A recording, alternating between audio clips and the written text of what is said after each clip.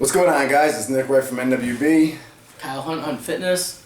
So we're here in Southern California, Venice Beach, right? We just finished competing in the 2012 Mr. Muscle Beach Championships. We rocked the third place spot in the lightweight men's open. And actually the lightweight open in this case is not a drug tested show.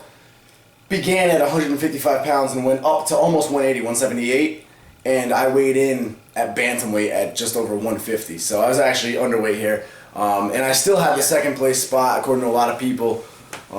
Everyone from Matt Ogus to some of the other vendors there thought I had the second place spot.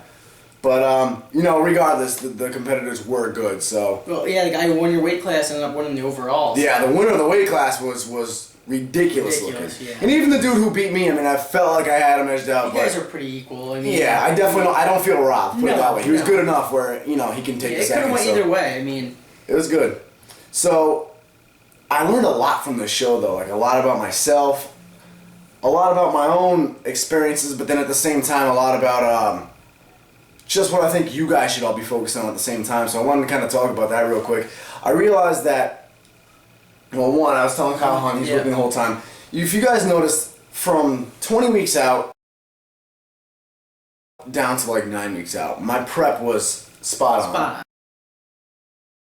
Yeah, we had Alberto Nunez from 3D Muscle Journey even commenting on pictures saying, I don't know who this Nick Wright kid is, but how do you not know who I am? Sorry, I won't get all sensitive. But anyway, I'm just joking, but he did say at 9 weeks out, the kid's looking phenomenal. I don't know who's doing his diet, but he's looking right on track. Yeah. So we were right on track, but then after 9 weeks out, you guys kind of saw that I didn't fall off track, like I didn't get out of shape, but my progress slowed way down. And it did, and it wasn't because of Kyle. His macros were beautiful. They were right on point. I mean, they had Alberto Nunez miring. It was because of me. I fell off track a little bit. Not severely, but I just fell off my macros a little bit. And it was because life really hit me. And life hits everybody. But this is leading me to something. Life does hit everybody. You got full-time jobs. I got thrown into a GNC store, managing my own store at 20 years old, which is, I'm proud of it, for sure.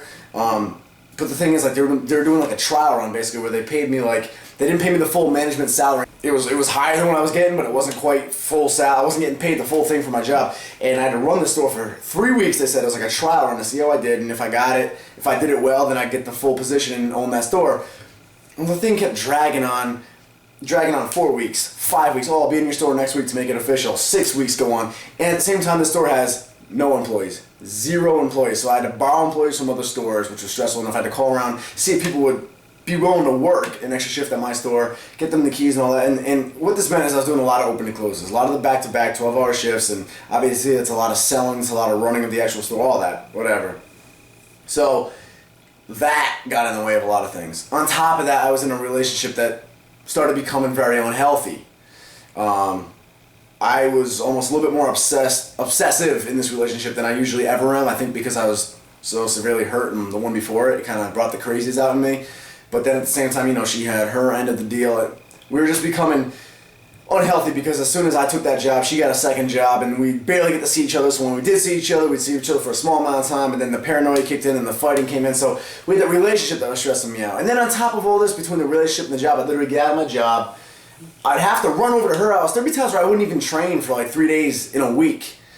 Just to save this relationship and save my job and try to get YouTube videos up and it was bad. And the thing is that we found is when you're so single-minded on to a competition and you're 100% focused, those little things don't bother you as much. It's alright, I have an issue with the girlfriend. Alright, well I gotta continue on my training plan, continue on hit my macros, all this stuff to get ready for that show. That nothing else really matters. But when you're not 100% committed to that show, it's the exact opposite. Yeah. It's all these other things that are occupying your time, and then your competition becomes an afterthought. Exactly. And actually what it transitions into is just another stress. It's, I have to work all these hours at the job. I'm having trouble with a girlfriend. Oh, that's right. I also have a competition I'm getting ready for, which is, added stress on top of everything instead of that being your goal. And it's not really a negative stress, more of a positive stress. So I think that's kind of what we were dealing with a little bit. Yeah, so that's kind of what it came down to. A lot of you guys noticed that. I'm still looking good, fell off track a little bit. I want to give full credit to Kyle Hunt. The dude's diet is phenomenal. It speaks for itself. 20 weeks out, I was cream puff. 9 weeks out, Alberto Nunez from the famous 3D muscle journey is giving us props. That says it all right there. So, and then even peak week, he dialed me in perfectly. Yeah. You guys saw my whole thing on peak week, so, but I mean, that's what it was. So my heart wasn't in it, and because of that, I'm going to have to start being true to myself a little bit. So I'm going to continue to bulk nice and cleanly. I want to do lean muscle, probably still keep cardio in there. I want to switch on to some powerlifting. I want to do what's fun for me.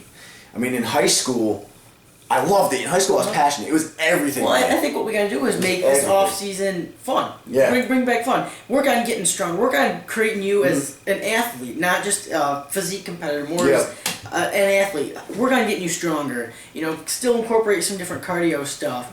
Stay relatively lean, but still being able to eat a lot of food. And get bigger, get stronger. Stay doing some fun stuff, fun training, and just make it fun again. Yeah, man. Definitely. Make it fun. Definitely. So, you know, the last couple of years have been really rocky and really great at the same time. Exactly. So, a lot of learning, a lot of personal growth, and I think we can apply for the best. Yeah. NWB will continue to grow. I will always be passionate about the sport of bodybuilding, the lifestyle of literally just building your body, just taking your self-image and molding it to how you want to.